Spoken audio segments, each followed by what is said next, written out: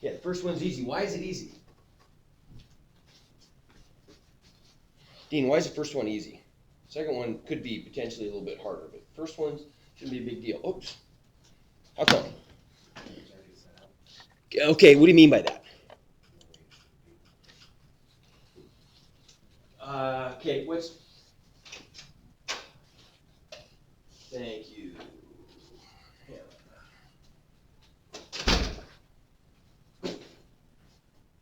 Okay, keep going. Wait, should be, what do you mean? What's different when you look at this right away, that first one? Thank you. It's mail today. Carries,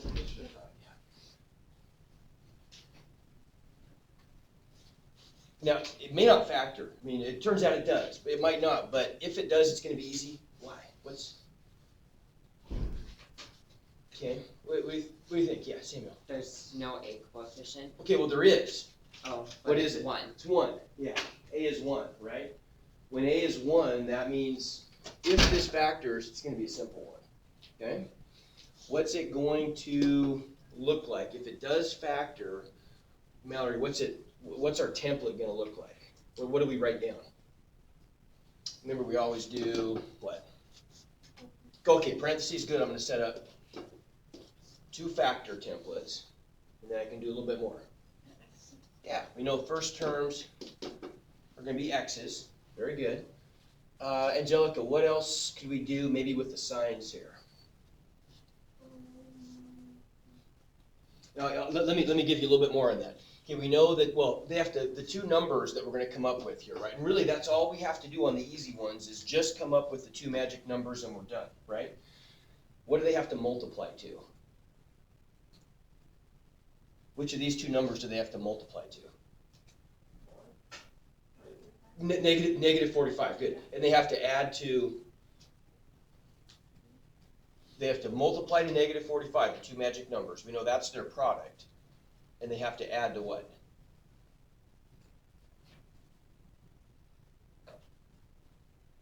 Somebody think you got it? Not sure what I'm asking. Nick, do you know what I'm asking? Yeah. What's the answer? Well, have to add up 4. Okay, they have to add to 4, right? So we know that in this case, when we've got an easy kind of quadratic to factor, we always know that they have to multiply to C, right? And they have to add to B, right? Make sense? Okay, so if that's the case, Gina, what are the signs going to be of the 2 numbers? The fact that they multiply to a negative number tells us what? One of them is going to be positive and one of them is going to be negative. Perfect. We know one's positive and one's negative, right? Okay, so Jeremy, which one's going to be bigger, the negative or the positive one, and why? Positive. How come? Because the 4 is a positive. Because the 4 is a positive, good. So remember what we said, I think it was on Tuesday? We said that then we're going to put a plus there, I mean, it just makes it kind of systematic. We'll do the bigger number first, that's the positive one, and then a minus. Okay, and then finally, what are the numbers? What do you think, Ahmad? What are 2 numbers that multiply to negative 45, add to positive 4? 9. Okay, so the positive one is a 9, the negative one is a 5, done. Right, all done. Okay? All right, next one, quite a bit harder. Well, I mean, it's not super hard, but harder. How come this one is so much harder, Drew? What do you see up here that automatically makes you just kind of think, oh, okay, we got to do a little more work with this? Because of 13. The 13, right. A is not equal to 1. Now, what do we always try to do first with this? It may not always work, but Walter, what are we going to try to do every time that we see it, that we've got a number in front of x squared that's not equal to 1? Simplify. We want to simplify, good. And how are we going to do that? Try and What? see if there's something that you can factor it all by. Okay, good. We want to see if we can factor out a greatest common factor, or if there's something we can undistribute from each of those terms. Is there in this case? No. No, there's not. So we're stuck with it the way it is. So now we got to go into bottoms up mode, right? So the steps for bottoms up. This is a little tougher. Janae, do you remember what the first step is for bottoms up? Not sure? Alex, remember what the first step is for bottoms up?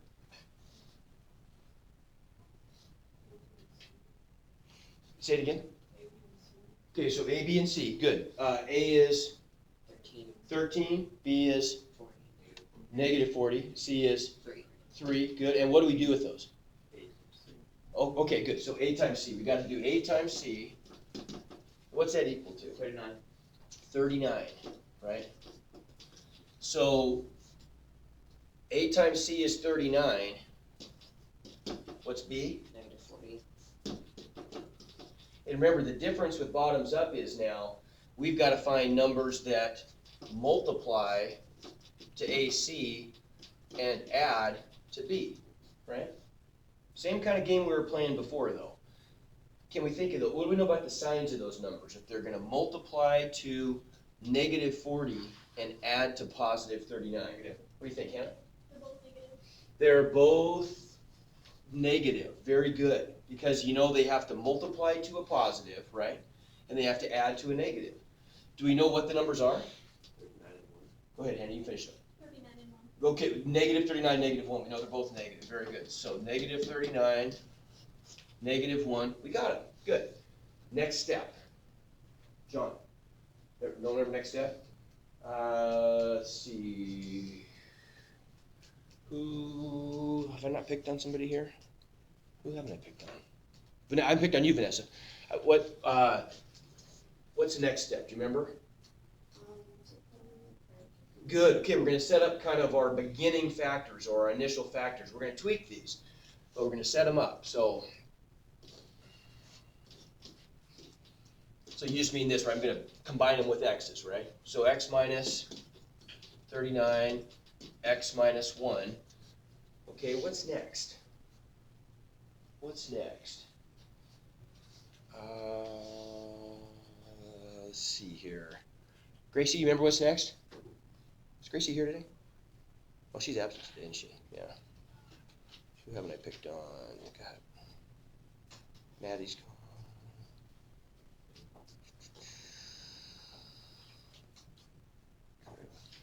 Trevor's gone.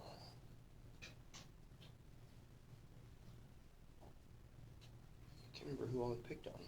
Lost track. Lexi, have I asked you a question? I don't think I have. Lexi, what do I do next? Remember? Okay, good. Good. I'm gonna, and by them you mean the numbers, right? Very good. Okay, so we're gonna take whatever numbers out front, A, and we're gonna divide both of our constants by that. Okay? Last step. Is there anything I haven't figured out? What's that? No, I did. I think I did. I think I did. Something picked on, but giving you a chance to.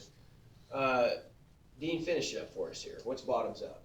This is the fun stuff. This is the easy one. We got it all set up. Well, we're not quite there. At least we have one more thing. What do we have to do to these? Sorry, I skipped some. When we make these fractions, they're pretty big and ugly right now. What do you think?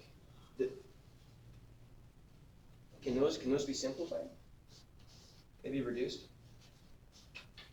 They can't they? Now this one can't. We're kind of stuck with that one, right? What about this guy?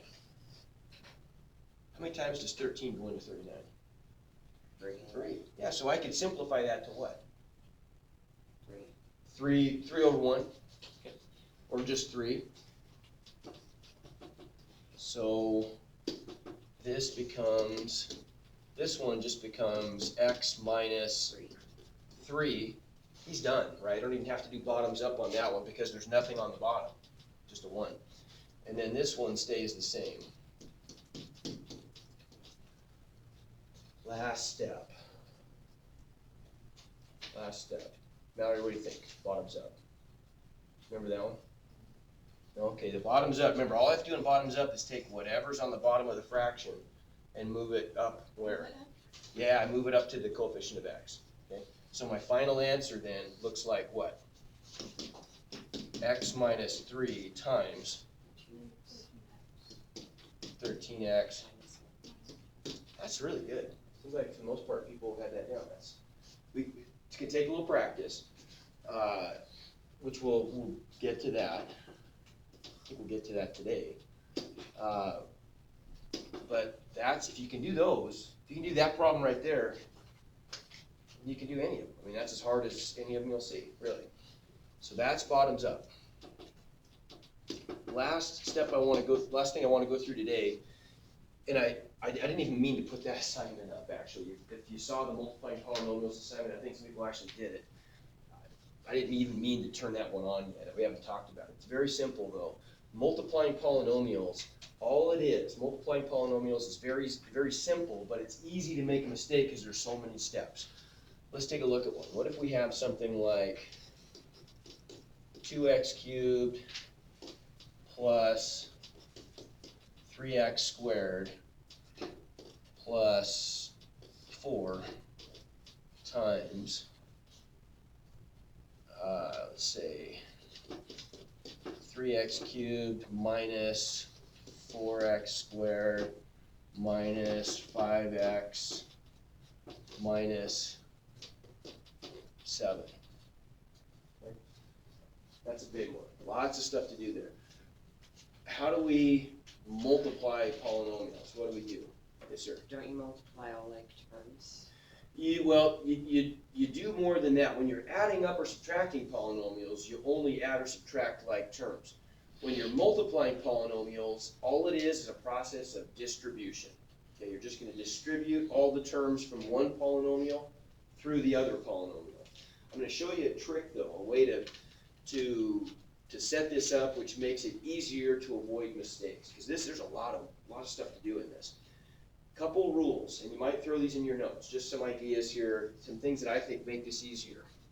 I feel like it's easier to distribute from the polynomial that has fewer terms. So let's distribute from the left one here because it only has 3 terms over the right one. Okay, so here's what that looks like then. I'm going to scoot this down just a tiny bit.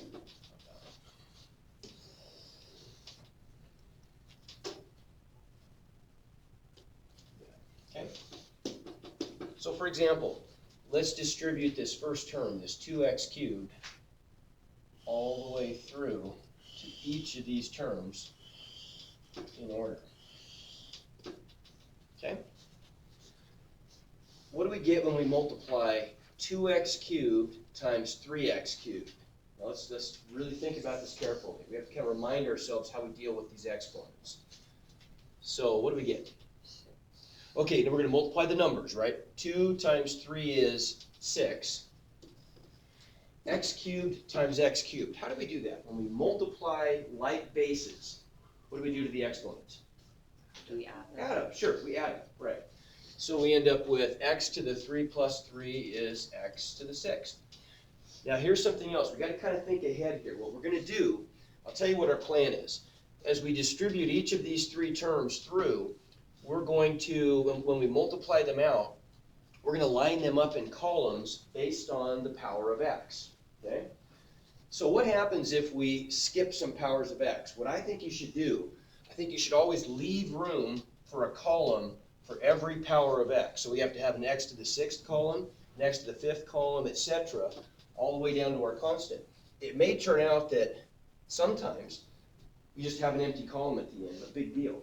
The reason we do that, though, is even if we skip a power of x when we distribute through once, we may end up with that power of x later on when we distribute other terms, right? Our goal is to have all of our terms lined up vertically, so when we add up like terms at the end, it's really easy to do. That make sense? Okay? So let's keep going. 2x cubed times negative 4x squared. What's that going to give us? Negative 8, and what's our power of x going to be? 5. 5th. Good. 2x cubed times negative 5x. Negative 10. X to the 3rd. 4th. Okay, how come the 4th? Okay, yeah, when we have an x by itself, what is the power there? It's a 1, isn't it? There's an invisible 1 there. We can't forget that. So x to the 4th. Can't see that.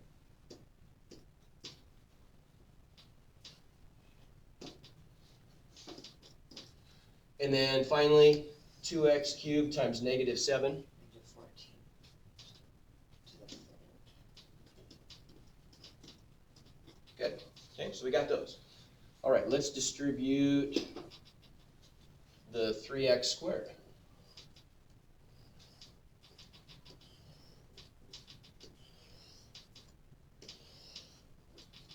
Three x squared times 3x cubed. 9x to the fifth. So that's going to go in this column, right? So we got a 9x to the fifth. 3x squared times negative 4x squared. Negative 12x to the 4th. 3x squared times negative 5x. Negative 15x to the cube. Negative 15x cubed, good. And then finally 3x squared times negative 7. Negative 21x to the square. Okay, makes sense? And then last one, distribute to 4.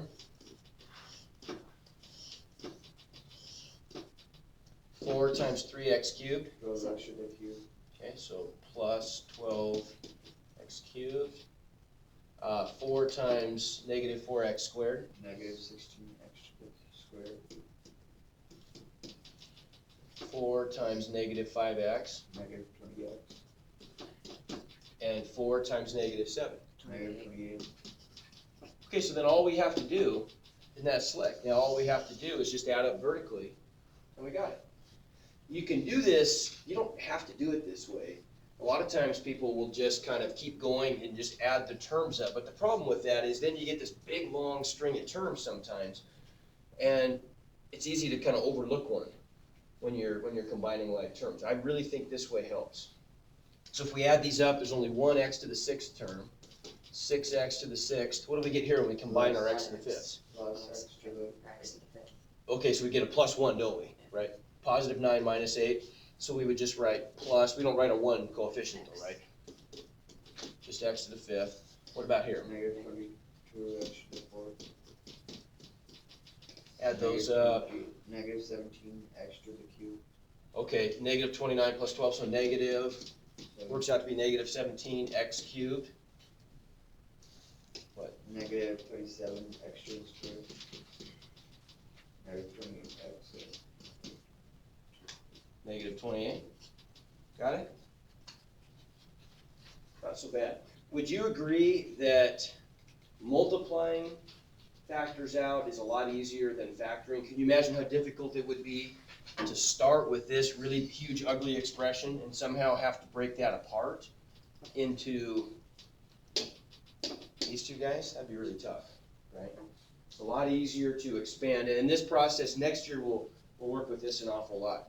We call the process of multiplying polynomials out, we call that expanding. As didn't we really, I mean, look what happened. We took these two sort of smallish factors, and when we multiplied them out, we expanded it into one really big factor, right? So that's expanding, the opposite of factoring. Factoring means we start with something big, and we're going to break it into smaller pieces, okay? Questions? All right, I think we're done.